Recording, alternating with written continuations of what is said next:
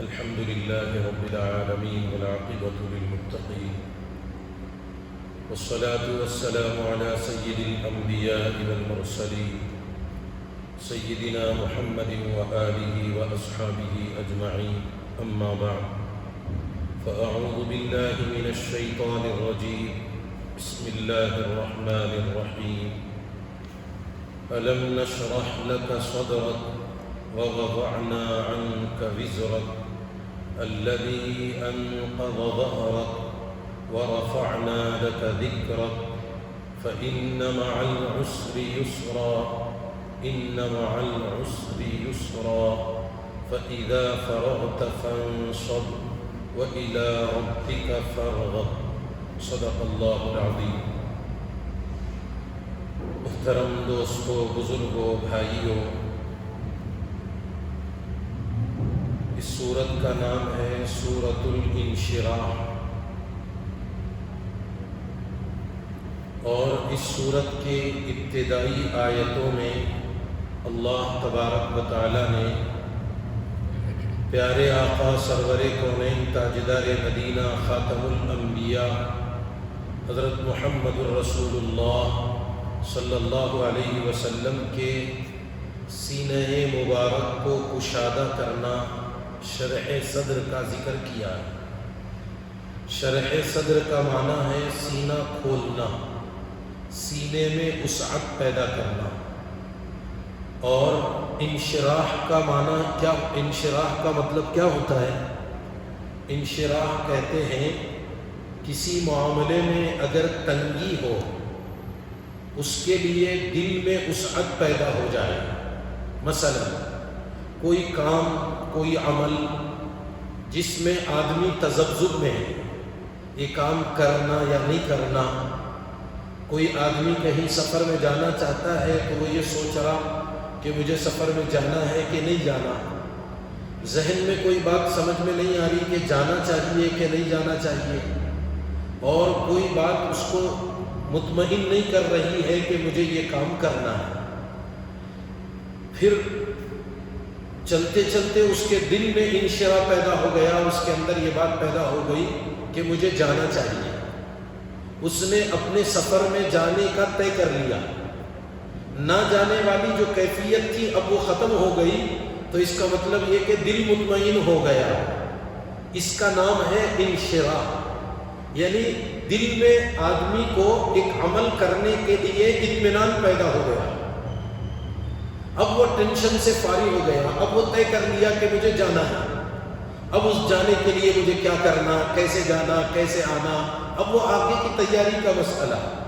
جیسے بہت سے مواقع پہ ہوتا ہے، لوگ آپس میں باتیں کرتے ہیں، رشتہ داروں میں ہو، دوستوں میں ہو، ساتھیوں میں ہو، کوئی کام کرنا، کہیں جانا، تو لوگ آپس میں باتیں کر رہے ہیں کہ بھئی کیا ہوا، ابھی 4 دن باقی ہے، کیا ہوا، ابھی 5 دن باقی ہے۔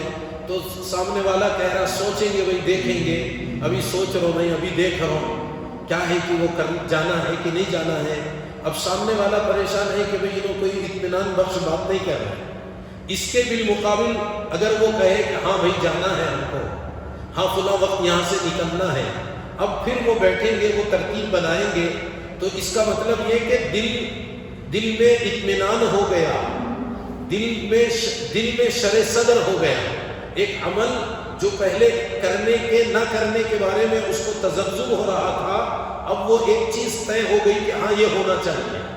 مثال کے طور پر سفر نہ کرنے کا فیصلہ کر لیا، سفر میں جانا کہ نہیں جانا۔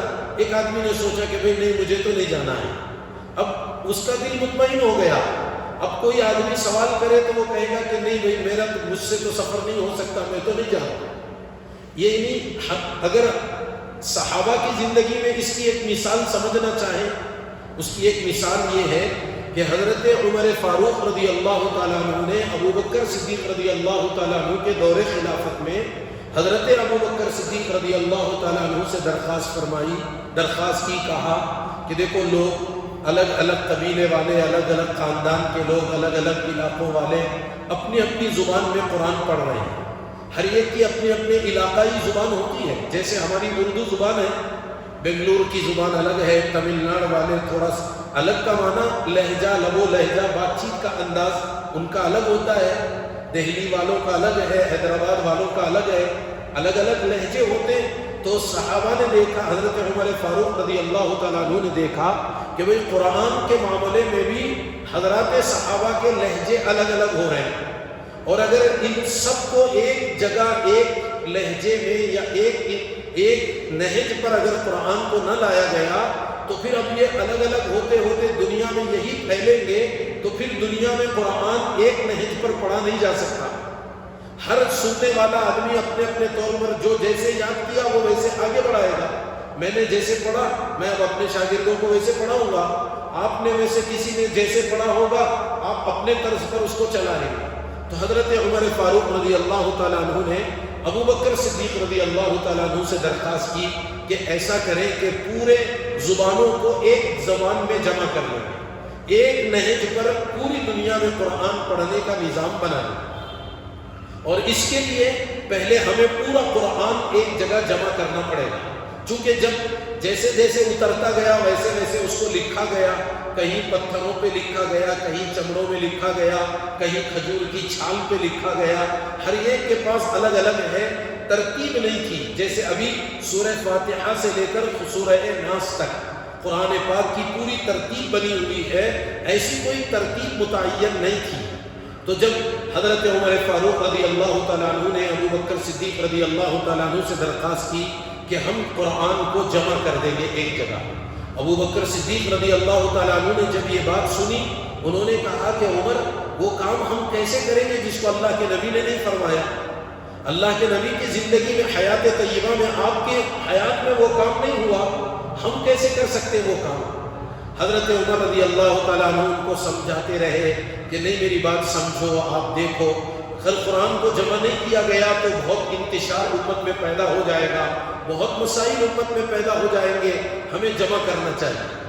ادھر حضرت ابو بکر صدیق رضی اللہ تعالیٰ عنہ کہنے لگے کہ بھئی وہ کام ہم کیسے کریں گے جس کو اللہ کے نبی نے نہیں کیا، یہ تو غلط ہو جائے گا، اگر یہ کام ضروری تھا تو اللہ کے نبی خود کر لیتے اپنی حیات طیبہ میں، اپنی زندگی میں اللہ کے نبی خود فرماتے ہیں۔ پھر بھی حضرت ابو بکر صدیق رضی اللہ تعالیٰ عنہ نے وہ صحابہ کو جو کاتبین وحی میں سے تھے ان کو بلایا، حضرت زید رضی اللہ عنہ، مختلف صحابہ جو کتابت کرتے تھے ان کو جمع کر کے کہا کہ بھئی جو جو تمہارے پاس قرآن لکھا ہوا ہے اس کو لا کر کے جمع کرو۔ انہوں نے پوچھا کیوں ایک جگہ قرآن کو جمع کرنا ہے؟ تو وہ صحابہ نے بھی کہا کہ اللہ امیر المومنین آپ وہ کام کیسے کریں گے جو اللہ کے نبی نے نہیں کیا ہے؟ اللہ کے نبی علیہ السلام نے اپنی زندگی میں جو کام نہیں کیا آپ وہ کیسے کر رہے ہیں؟ یہاں تک کہ روایتوں میں آتا ہے حضرت ابو بکر صدیق رضی اللہ تعالیٰ عنہ کو حضرت عمر رضی اللہ تعالیٰ عنہ بار بار سمجھاتے رہے، بتاتے رہے، اس کے فوائد بتائے، اس کے نہ کرنے کے نقصانات بتائے، یہ ہوگا فلاں ہوگا، کرتے کرتے فرمایا حدیث میں روایتوں میں آیا حتی شرح اللہ صدر ابی بکر، یہاں تک کہ اللہ نے ابو بکر صدیق رضی اللہ تعالیٰ عنہ کے سینے کو کشادہ کر دیا، ان کے دل کو کھول دیا۔ اس کو کہتے ہیں اردو فصیح زبان میں انشراح صدر، سینے کا کھل جانا، وسیع ہو جانا، یعنی جو بات کہی جا رہی وہ بات سمجھ میں آ جائے اور اس کا اطمینان ہو جائے۔ ابو بکر صدیق رضی اللہ تعالیٰ عنہ نے اس کے بعد فرمایا کہ نہیں بھائی یہ کام تو بہت ضروری ہے جو عمر کہہ رہے ہیں، ابھی تک تو ان کو اس پر اطمینان نہیں تھا، ابھی تک وہ بات انہیں سمجھ میں نہیں آ رہی تھی۔ اب ہوا یہ کہ حضرت ابو بکر صدیق رضی اللہ تعالیٰ عنہ نے فرمایا کہ عمر جو کہہ رہے وہ صحیح ہے۔ پھر حضرت ابو بکر صدیق رضی اللہ عنہ نے کاتبین وحی والے صحابہ کو سمجھایا، امیر المومنین حضرت عمر رضی اللہ تعالیٰ عنہ نے بھی سمجھایا، یہاں تک کہ ان کو بھی اطمینان ہو گیا۔ پھر ہوتے ہوتے جب صحابہ کی جماعت اس بات پر متفق ہو گئی کہ یہ کام ضروری ہے، قرآن کو ترتیب کے ساتھ جوڑنا چاہیے، اگر قرآن کو صحابہ کے زمانے میں نہ کیا گیا ہوتا، الگ الگ بکھرے ہوئی شکلوں میں ہوتی، ہر ایک اپنے اپنے طرز پر اپنے اپنے طور پر قرآن پڑھ لیا کرتے تھے۔ اب ہوا یہ کہ اس کے بعد قرآن پاک کو جمع کیا گیا۔ تو دیکھیے یہ اس کا نام ہے انشراح صدر، دل کا مطمئن ہونا، دل میں وسعت پیدا ہو جانا۔ ایسے بہت سی چیزیں گھریلو زندگیوں میں بھی ایسے حالات ہوتے ہیں لوگ شوہر کی ایک رائے ہے، بچوں کی ایک رائے ہے، بیوی کی ایک رائے ہے، ماں کی ایک رائے ہے، شوہر باپ کی الگ رائے ہے، بچوں کی الگ رائے ہے۔ اب لوگ آپس میں باتیں کر رہے ہیں، وہ کیسا کر لیں گے ہم، وہ کیسے ہو جائے گا، یہ کیسے ہو جائے گا، ایسا نہیں ہو سکتا۔ پھر ان کو سمجھایا جا رہا، بات چیت ہو رہی، یہاں تک کہ سب متفق ہو جاتے ہیں، ہاں بھائی ٹھیک ہے چلو یہ کام کر لیں گے۔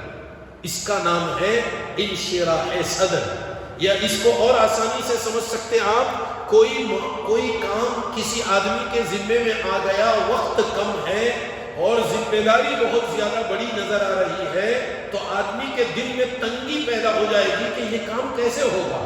جیسے مثلا شادی کی تاریخ طے ہو گئی، اچانک مہینے میں کرنا، 15 دن میں کرنا، 2 مہینے میں کرنا، سہولتیں کچھ نہیں ہیں۔ اب وقت تاریخ قریب جیسے جیسے آئے گی، آدمی کے دل میں پریشانی اور تنگی پیدا ہو جائے گی کہ بھئی کیسے ہوگا یہ کام اتنے تھوڑے سے وقت میں۔ پھر ہوتے ہوتے آدمی کے دل میں یہ خیال آیا کہ بھئی ہمارے سے تو کچھ ہوتا نہیں ہے، کرنے والی ذات تو اللہ کی ہے، اس نے نظام بنا، اللہ تبارک و تعالیٰ نے یہ سارا انتظام کیا تو اللہ ہی نظام بنائیں گے۔ چلتے چلتے اب آدمی مطمئن ہو گیا کہ بھئی ہمیں کوئی گھبرانے کی ضرورت نہیں ہے، اللہ نے جب یہ ساری چیزوں کا نظام بنایا ہے، وہی اللہ کام بھی پورا کروائے گا۔ ہوتا یہ کہ اب وہ آدمی ٹینشن میں نہیں رہتا، اطمینان سے رہتا، وقت آنے پر اللہ تعالیٰ اس کے وہ سارے کام بنا دیتے ہیں۔ تو یہاں اس صورت میں، سورۃ الانشراح میں، اللہ تبارک و تعالیٰ نے خاص کر پیارے آقا سرور کونین تاجدار مدینہ خاتم الانبیاء حضرت محمد الرسول اللہ صلی اللہ علیہ وسلم کے بارے میں انشراح صدر کا ذکر آیا، آپ کے بوجھ کو ہلکا کرنے کا تذکرہ آیا، آپ کے پیٹھ کو ہلکا کرنے کا تذکرہ آیا۔ ابتدائی شروع کی 3 آیتیں جس میں اللہ کہہ رہے الم نشرح لک صدرک، اے نبی جی کیا ہم نے آپ کے خاطر آپ کے سینے کو کشادہ نہیں کیا؟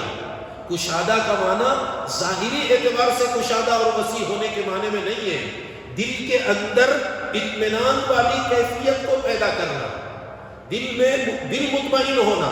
آدمی کتنے بھی مسائل رہے، اگر اس کا دل مطمئن رہا، اس کو کوئی ٹینشن کی بات نہیں، کوئی پریشانی کی بات نہیں۔ کتنے مسائل، کتنی پریشانیاں، کتنی ذمہ داریاں ہو، اگر دل آدمی کا مطمئن ہے تو وہ کام آسان ہے۔ اگر سہولتیں سب کچھ ہے، اگر آدمی کا دل مطمئن نہیں ہے، وہ پریشان رہتا ہے، وہ پریشان ہو جاتا ہے۔ تو اللہ کہہ رہے ہیں کہ نبی جی کیا ہم نے آپ کے سینے کو آپ کے خاطر کشادہ نہیں کیا؟ اور آگے فرمایا وَوَضَعْنَا عَنْكَ وِزْرَكَ، ہم نے آپ سے آپ کے بوجھ کو اتارا، ہلکا کر دیا، آپ کے اوپر جو ذمہ داریوں کا بوجھ تھا ہم نے اس کو آسان کر دیا، اس کو ہلکا بنا دیا۔ ذمہ داریاں بہت ہیں مگر آپ کوئی گھبرانے نہیں، آپ کوئی پریشان نہیں ہو رہے، آپ بالکل مطمئن ہیں۔ اور آگے کہہ رہے الذی انقض ظہرک، جو ذمہ داریوں کا بوجھ آپ کے پیٹھ کو، کمر کو توڑا جا رہا ہے، کمر توڑنے والا بوجھ، ذمہ داریاں آپ پر ہیں مگر ہم نے آپ کے دل کو کشادہ کر دیا۔ مطلب کیا ہے اس کا؟ ان آیتوں کا مطلب حضرات مفسرین نے یہ بیان فرمایا کہ اللہ کے نبی علیہ السلام پر جو ذمہ داریاں اللہ کی طرف سے عائد ہوئی تھی، وہ ذمہ داریاں بہت زیادہ تھیں۔ بظاہر اگر ہم اس کو اپنی انسانی نظریے سے دیکھیں گے تو وہ ایک ناممکن چیزیں تھی آپ کے اوپر جو اللہ کی طرف سے ڈالی گئی تھی۔ مثلا اللہ کے نبی علیہ السلام کو جس زمانے میں دنیا میں نبی بنا کر کے بھیجا گیا، یا جس زمانے میں آپ کی ولادت باسعادت ہوئی، جس علاقے میں ہوئی، جس ماحول میں ہوئی، وہ ماحول کیسا تھا؟ ہم ذرا غور کر کے دیکھیں۔ مکے کا ماحول بالکل جہالت والا ماحول، کفر و شرک کی انتہا کو پہنچا ہوا ماحول، لوگوں میں انسانیت نام کی کوئی چیز نہیں تھی، حیوانیت غالب آ گئی تھی، انسان نہیں تھے، بظاہر انسانی شکلیں نظر آ رہی تھی مگر وہ حیوانوں سے بدتر تھے، جانوروں سے بدتر ان کی زندگیاں چل رہی تھی۔ لمبا زمانہ، صدیاں گزر گئے، کوئی نبی ان کے درمیان میں نہیں تھے۔ حضرت عیسیٰ علیہ السلام کے بارے میں آتا ہے آپ کی آمد سے 500 سال پہلے عیسیٰ علیہ السلام کا زمانہ، اب پورے 500 سال کے عرصے میں کوئی بولنے سمجھانے والا نہیں، بتانے والا نہیں، پڑھانے والا نہیں، لکھانے والا نہیں، کوئی اچھے برے کی تمیز بتانے والا نہیں تھا ان کے درمیان میں۔ اب آپ اندازہ لگائیے، کوئی پوچھنے والا نہیں ہوگا تو امت کا کیا حال ہوگا۔ مثال کے طور پر سمجھنے کے لیے، موجودہ زمانے میں آج کل ہمارے نوجوانوں کا حال کیا ہوتا جا رہا ہے، کہاں ان کی زندگیاں چل رہی، کوئی ان کو بولنے والا، سمجھانے والا، بتانے والا نہیں، نتیجے میں کوئی اپنی اپنے رخ پہ لوگ اپنی زندگی گزارے چلے جا رہے ہیں۔ کتنے ہمارے نوجوان بے راہ روی کا شکار ہو گئے، زندگی کی کوئی ترتیب نہیں، کوئی رخ نہیں، کوئی نظام نہیں، کوئی نہیں، کھانے پینے کا کوئی ٹھکانہ نہیں، اوقات کی کوئی ترتیب نہیں، سونے کا، اٹھنے کا، جاگنے کا کوئی نظام نہیں۔ دیکھو، جو جب دل میں آیا کھا رہے، پی رہے، پھر رہے، گھوم رہے، سو رہے، اور جب دل میں آیا تب اٹھ رہے۔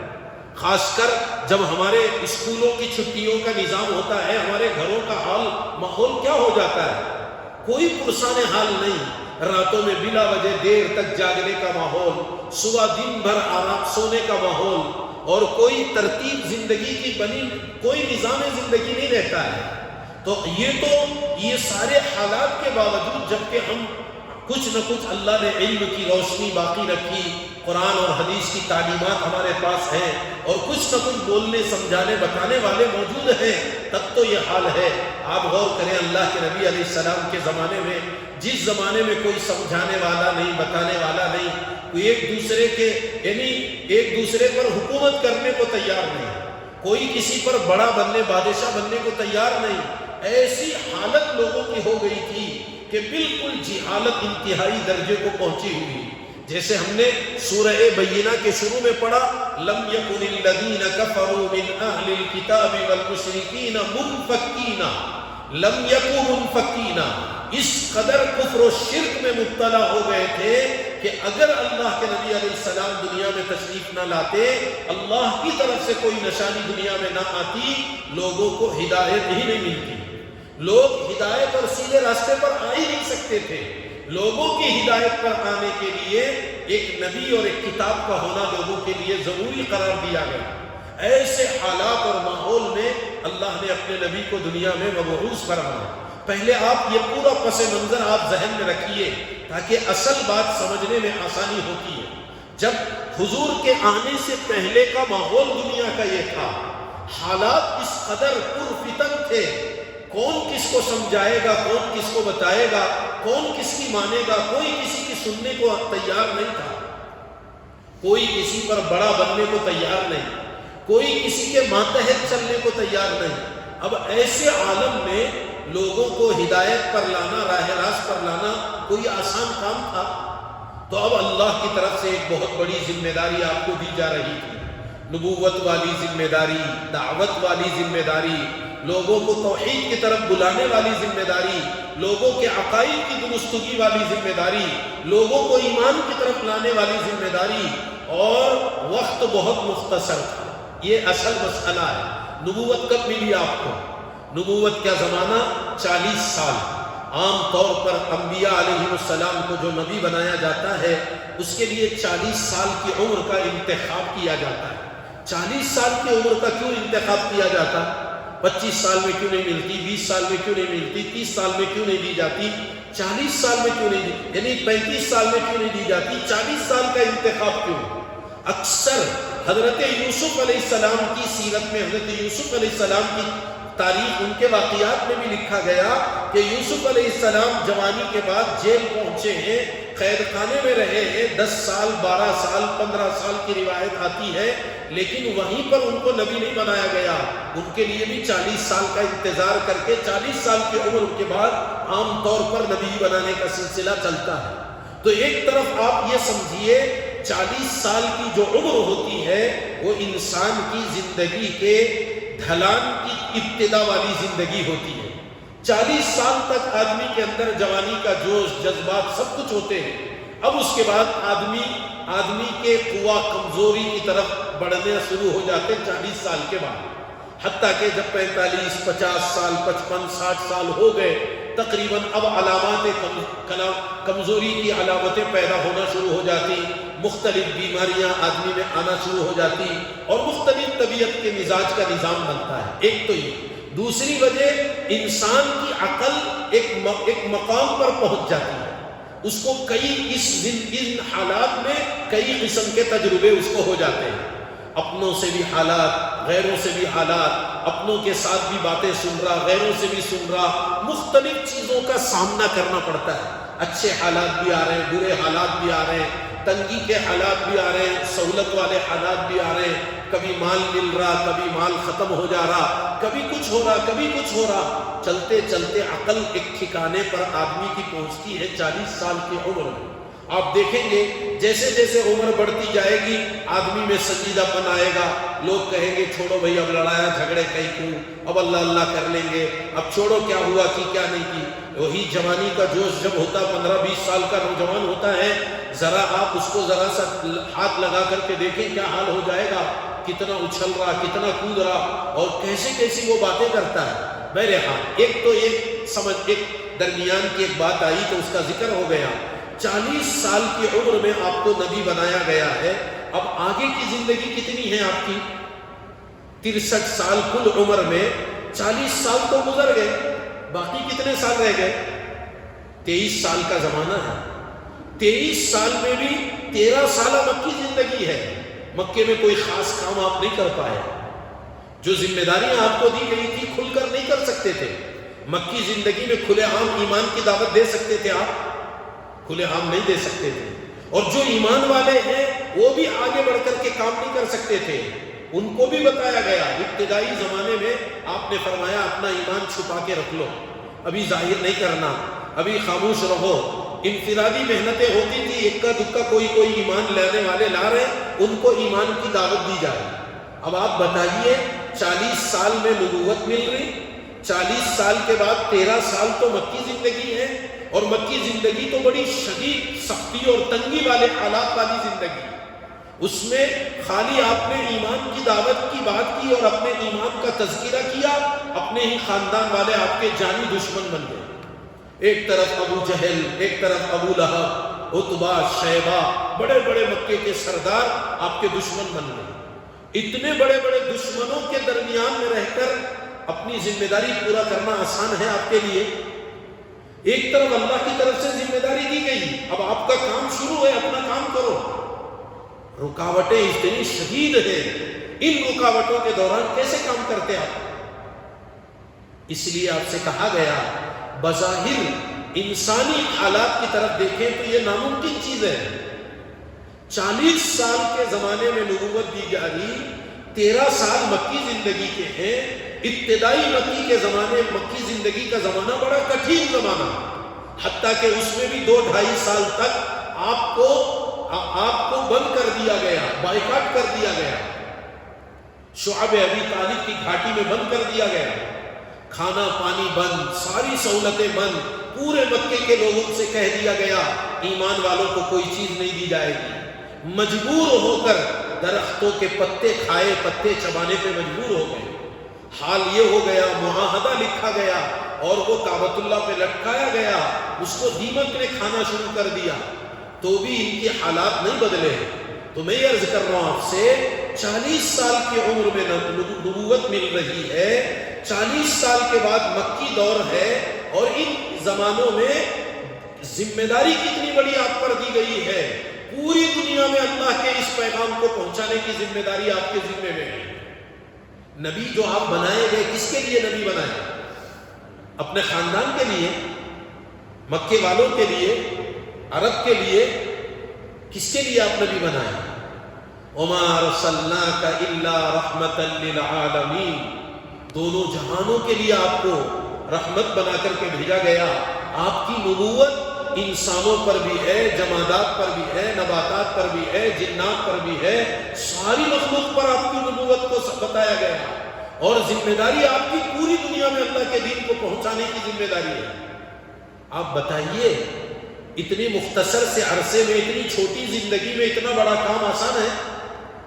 اور ایک طرف انتہائی درجے جاہل قسم کے لوگ ہیں، آپ ان کو اچھی بات کرنے جاؤ وہ آپ کو مارنے آ جائے. آپ ان کو ایمان کی بات کرو وہ آپ سے لڑنے کے لیے آ جائیں، آپ ان کو سمجھانے کی کوشش کرو وہ آپ کے دشمن بن جائیں، آپ ان کو اللہ کی دین کی طرف بلا رہے ہیں، ایمان کی دعوت دے رہے ہیں، اپنے آخرت کی فکر دلا رہے ہیں، مرنے کے بعد کامیابی کی بات کر رہے ہیں، اور وہ آپ کے دروازوں پہ کانٹے بچھا رہے ہیں۔ کیسے کرتے ہیں آپ کام؟ کیا آسان تھا آپ کے لیے اس جو ذمہ داری نبوت کی اللہ نے دی تھی، اس نبوت والی ذمہ داری کا پورا کرنا آسان تھا؟ اسی لیے روایتوں میں آیا، سورہ علق کی ابتدائی آیتوں میں بتایا گیا کہ جب پہلی وحی آپ پر نازل ہوئی آپ کے بدن میں کپکپی طاری ہو گئی، ٹھنڈ ہونے لگی، بخار آ گئی، آپ پریشان ہو گئے، سیدھے غار حرا سے نکل کر کے آپ اپنے گھر آئے، اپنی بیوی حضرت خدیجۃ الکبریٰ رضی اللہ تعالی عنہا سے کہا زملونی زملونی دسرونی دسرونی، چادر اڑاؤ، میں برداشت نہیں کر سک رہا ہوں۔ کیوں؟ ذمہ داری بہت بڑی ہے، لیکن کام کیسے کریں گے؟ ایک اکیلے ہیں آپ اکیلے پر ذمہ داری اتنی بڑی دی گئی، شروعات کیسے کریں گے؟ کہاں سے کریں گے؟ ہم دیکھو اپنے علاقوں کے اندر لوگوں کو ایک سے دو چار مرتبہ بولے، سمجھائے، بتائے، آ جاؤ بھائی قرآن کی تفسیر ہو رہی ہے، فلاں جگہ مدرسہ ہے، فلاں تعلیم ہے، یہ ہے وہ ہے، کوششیں کرتے رہے، لوگ شروع میں دو چار کچھ لوگ بات سن لیتے ہیں، چلتے چلتے اس میں کمزوری آ گئی، یہاں تک کہ کوئی ساتھ دینے والا نہیں۔ اب مایوسی پیدا ہو جائے گی کہ کیا کرتے بھائی، چھوڑو، کون بھی سن رہا نہیں، ہماری بات کوئی مان رہا نہیں، کہاں جا کو ہمیں یہ کر لے کریں گے، ہمارا کام ہمیں کر لے کریں گے، چھوڑ ڈالو۔ ہوتا نہیں ہوتا دنیا کے اندر ایسے کتنے تنظیمیں شروع ہوئی، کتنا نظام، اور کتنے لوگ ایسی محنتیں کرتے کرتے مایوس ہو کر کے بیٹھ جاتے ہیں۔ یہاں اس سے خطرناک حالات آپ کے سامنے ہیں۔ آپ کسی کو اچھی بات کرنے جا رہے ہیں، وہ آپ سے لڑنے آ رہا، آپ کسی کو ایمان کی بات کرنے جا رہے ہیں، وہ آپ کا دشمن بن جا رہا، آپ کسی کو اچھی بات سمجھا رہے ہیں، وہ آپ کے خلاف لوگوں میں جا کر کے باتیں کر رہا کہ بھئی یہ دیوانہ ہے، نعوذ باللہ من ذالک، یہ مجنون ہے، اس کی بات نہ سنو۔ اب آپ بتائیے، روایتوں میں آتا ہے پہلی جو دعوت وانذر، پہلی قرآن کی آیت وانذر عشیرتک الاقربین، اللہ کے نبی علیہ السلام پر قرآن کی آیت نازل ہوئی کہ پہلے اپنے رشتہ داروں کو سمجھاؤ، اپنے رشتہ داروں کو ڈراؤ، آخرت کا فکر دلاؤ۔ تو اس زمانے کے دستور کے مطابق اللہ کے نبی علیہ السلام صفا کی پہاڑی پر چڑھے تھے۔ صفا مکے کے اندر والی ابھی بھی پہاڑ موجود ہے، صفا مروہ کے درمیان جو سعی ہوتی ہے، صفا کی پہاڑی پہ کھڑے ہو کر آپ نے اس زمانے کے مطابق کپڑا ہلا کر کے لوگوں کو یا صباحا کی آواز لگائی، پورے مکے والے جمع ہو گئے۔ آپ نے ان لوگوں کو سمجھایا، تم مجھے سچا سمجھتے ہو یا جھوٹا؟ لوگوں نے کہا آپ سچے ہیں، کبھی آپ سے جھوٹ نہیں دیکھا گیا۔ امانت دار سمجھتے، خیانت کرنے والا؟ لوگوں نے کہا آپ سے بڑھ کر امانت دار تو ہم نے دیکھا ہی نہیں یہاں پر، 40 سال کا زمانہ ہو گیا ہے، 40 سال سے آپ کو دیکھ رہے ہیں، آپ تو بہت نیک آدمی ہیں۔ ان سب حالات کے بعد اللہ کے نبی علیہ السلام نے کہا دیکھو میں پہاڑ کے اوپر کھڑا ہوں، تم پہاڑ کے نیچے کھڑے ہو، میں ادھر بھی دیکھ رہا ہوں، میں ادھر بھی دیکھ رہا ہوں، کیا میں یہ کہوں تم سے کہ ایک لشکر تمہارے اوپر حملہ کرنے کے لیے پہاڑ کے اس پیچھے سے آ رہا، کیا تم میری بات مانو گے؟ لوگوں نے کہا بالکل آپ کو مانیں گے، آپ سچے ہیں، آپ بولیں گے تو ہم آپ کی بات پر یقین کر لیں گے۔ تب جا کر آپ نے فرمایا کہ لوگوں کلمہ پڑھ لو، آخرت والی زندگی آنے والی ہے، یہ دنیا چھوٹنے والی ہے۔ اسی مجلس میں ابو لہب بھی تھا جس نے بد دعائیں دی آپ کو، کہا تبا لک یا محمد الہذا جمعتنا، ہلاکت اور بربادی ہو نعوذ باللہ محمد تمہاری لی ہے، کیا اس کی وجہ سے تم نے ہمیں یہاں جمع کیا ہے؟ آپ بتائیے اللہ کے نبی نے کیا برا کہا؟ آپ نے ان کی آخرت کی فکر کی۔ دیکھو یہ دنیا چھوڑنا ہے، اللہ کے ہاں جانا ہے، مرنے کے بعد ایک زندگی آنے والی ہے، اس زندگی کا فکر کرنے کی ضرورت ہے۔ جب اللہ کے نبی نے یہ باتیں فرمائی تو ان لوگ دشمن ہو گئے آپ کے۔ ابو لہب ایک طرف بد دعائیں دے رہا، ایک طرف ابو جہل آپ کے پیچھے پیچھے چل رہا، لوگوں سے کہہ رہا کہ لوگوں یہ میرا بھتیجا، یہ بچہ ہے، اس کو نہیں معلوم ہے، یہ دیوانہ ہے، اس کی بات تم نہ مانو۔ اب بتائیے ان حالات میں کیسے کام کیا جاتا ہے، کیسے محنت ہوتی ہے، کیسے لوگوں کو ایمان کی طرف بلاتے ہیں؟ ذمہ داری کتنی بڑی بڑی ذمہ داریاں دی گئی۔ ایک طرف لوگوں کو ایمان کی دعوت دینے کی ذمہ داری، ایک طرف عقائد درست کرنے کی ذمہ داری، جن کی گھٹیوں میں بت پرستی پڑی ہوئی ہے، ان کے عقائد کیسے درست کریں گے ہم؟ آپ سوچئے، آج بھی لوگوں کا حال یہ، باپ دادا کے زمانے سے جو چیزیں چلی آتی اس کو چھوڑنے لوگ تیار نہیں ہوتے۔ کتنے بدعت کے لین سے کتنے کام آج بھی امت میں چل رہے ہیں، وہ فاتحہ دلا رہے ہیں، یہ فاتحہ دلا رہے ہیں اور یہ کر رہے ہیں، یا مثال کے لیے 12 ربیع الاول کو جلوس منا رہے ہیں اور اس کے اندر یہ کرتے چلے جا رہے ہیں جس کا کوئی ثبوت نہیں۔ کیوں کر رہے ہیں؟ نہیں، ہمارے باپ دادا کو دیکھے ویسا کرتے تھے، پہلے سے ہمارے گھروں میں ویسا چل رہا، ہم بھی ویسے ہی کرتے رہے۔ جن گھروں میں صدیوں سے بت پرستی چل رہی ہے، جو بچے پیدا ہوتے ہی گھر میں بت پرستی کے ماحول کو دیکھ رہے ہیں اور اسی حال میں وہ بڑے ہوئے ہیں، ان کو ایمان کی طرف بلانا آسان ہے؟ ان کو سمجھانا آسان ہے؟ کیسے لایا جاتا ہے؟ اسی لیے تو ان کا حال اتنی شدید، ان کے دلوں میں بتوں کی محبت تھی کہ جب ان کو ایمان کی بات کرنے لگے تو وہ جانی دشمن بن گئے اللہ کے نبی علیہ السلام کے۔ وہ تو نفرت کرنے پر آ گئے۔ اب مسئلہ یہ تھا کہ اتنی بڑی ذمہ داری دی گئی کہ دنیا میں ایمان کو پھیلانا ہے، دعوت کی محنت کرنا ہے، اور اسی طرح جو قرآن آپ پر نازل ہو رہا تھا، اتر رہا تھا، اس قرآن کو اسی نہج پر لوگوں کو سمجھانا، لوگوں کو پڑھانا، لوگوں کو سکھانے کی ذمہ داری آپ پر تھی۔ بھئی قرآن لوگوں کو کون سکھائے گا؟ سب سے پہلے تو اللہ کے نبی پر نازل ہوا، اب اللہ کے نبی کی ذمہ داری ہے کہ اللہ کے اس پیغام کو امت تک پہنچاؤ۔ کیسے پہنچاتے ہیں؟ قرآن کا ایک خاص نہج ہے، ایک خاص ترتیب ہے، اور اس سے بڑی بات یہ ہے کہ آپ پڑھے لکھے نہیں ہیں، آپ کو پڑھنا نہیں آتا، لکھنا نہیں آتا۔ جبرائیل امین اللہ کا پیغام لا کر کے سنا رہے، ایک مرتبہ سن رہے تو اچھا سن لینا، ورنہ اب وہ جانے کے بعد دوبارہ ریپیٹ کرنے کے لیے کیا ذریعہ ہے آپ کے پاس؟ دیکھو، ہم اسکولوں میں پڑھ رہے ہیں، مدرسوں میں پڑھ رہے ہیں، کیا نظام ہمارا ہوتا ہے؟ ٹیچر جب اسکول میں سبق پڑھا رہے ہیں تو وہ کاپیوں میں لکھا رہے ہیں، کتابیں ہیں، اس کتاب میں پڑھا رہے ہیں، یہ فلاں چیز ہے، یہ فلاں چیز ہے، الف سے اللہ، با سے بندہ، تا سے توبہ، سا سے سوا، اب وہ لکھ کر کے بھی لے جا رہے ہیں۔ شام کو گھر میں بیٹھ کر کے اس کو پڑھ رہے ہیں، کسی پڑھنے آنے والے کے پاس جا کر کے بیٹھ کر سبق یاد کر رہے ہیں۔ بچے ہوتے ہیں مدرسہ جاؤ، اسکول جاؤ، کہہ رہے نہیں میں ہوم ورک نہیں کریا، میں یاد نہیں کریا، مجھے یاد نہیں ہے، اسکول میں مارتے میں نہیں جاتا ہوں۔ اب ماں باپ جو بھی ہیں ان میں سے لے کر جلدی جلدی ہوم ورک کر کے دے رہے ہیں، بیٹا رو نہ تو تیرے کام پورا کر کے دے رہے ہیں۔ اب اس کو کام کر کے دیے تو وہ خوشی خوشی چلا جائے گا۔ اللہ کے نبی علیہ السلام کو وحی آ رہی، جبرائیل امین قرآن سنا رہے، مگر ریپیٹ کہاں کریں گے؟ کس کے پاس کریں گے؟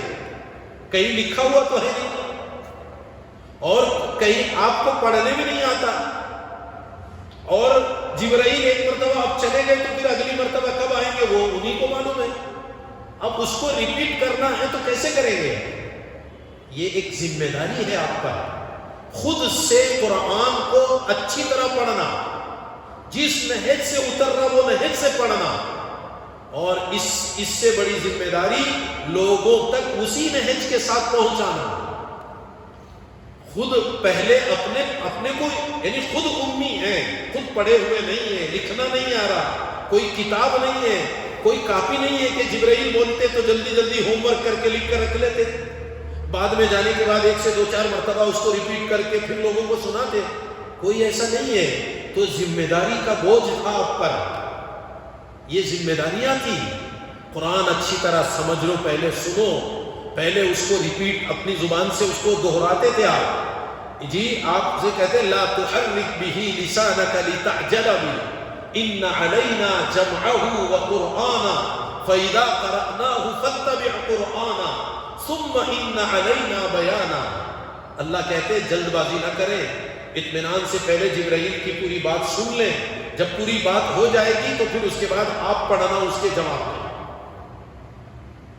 ابھی اور بھی بہت سی باتیں ہیں، وقت کافی ہو گیا، آپ کو یہ سمجھا رہے اللہ کے نبی کے سینے مبارک کو انشراح، وسعت، وسیع کرنے کا کیا مطلب ہے، کیوں وسیع کیا گیا؟ اللہ نے جس کا ذکر کیا الم نشرح لک صدرک، کیا نبی جی ہم نے آپ کے سینے کو کشادہ نہیں کیا؟ کیا مطلب ہے اس کشادہ کرنے کا؟ اس کے لیے یہ ابتدائی باتیں تھی جو آپ کے سامنے ذکر کی گئی۔ وقت چونکہ بہت ہو گیا، انشاءاللہ اگلی مرتبہ مزید باتوں کا ذکر کر کے ترجمہ آگے بڑھا دیا جائے گا انشاءاللہ. لیکن یہ سمجھیے آپ کہ ان باتوں کو سمجھے بغیر یہ آیتیں سمجھ میں نہیں آتی. عام طور پر ترجمہ کیا جاتا کہ آپ کا بوجھ ہم نے ہلکا کر دیا. آخر کون سا بوجھ ہلکا کیا؟ اللہ نے جو کہا اس کا کیا مطلب ہے؟ وہ سمجھنے کے لیے یہ باتوں کو جاننا ہے کہ آپ کے اوپر نبوت کے ذریعے سے بہت بڑی ذمہ داری عائد کر دی گئی، مختصر وقت دیا گیا ہے.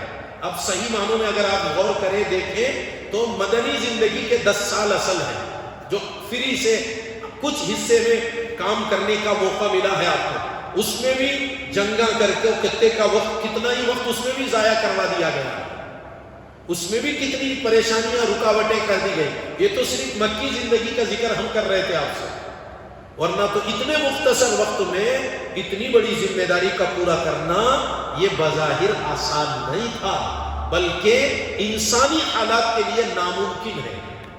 کر ہی نہیں سکتے. اتنی چھوٹی زندگی دے کر اتنا بڑا کام ہم سے دیا جائے، ہم کیسے کر پائیں گے؟